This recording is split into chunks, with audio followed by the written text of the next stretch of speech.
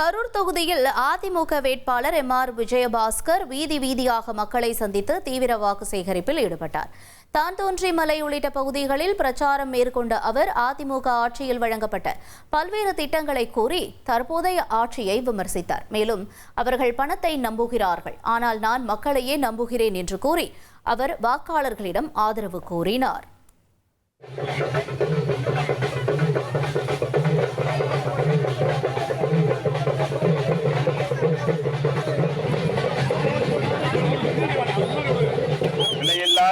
Cycle கொடுத்தோம்,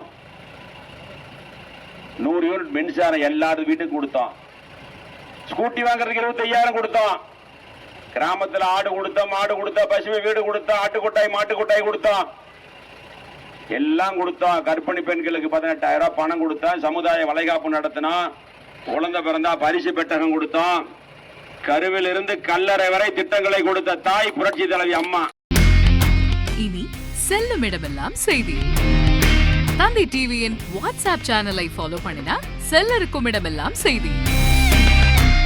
இதோ QR code இப்பவே ஸ்கேன் பண்ணுங்க, ஃபாலோ பண்ணுங்க.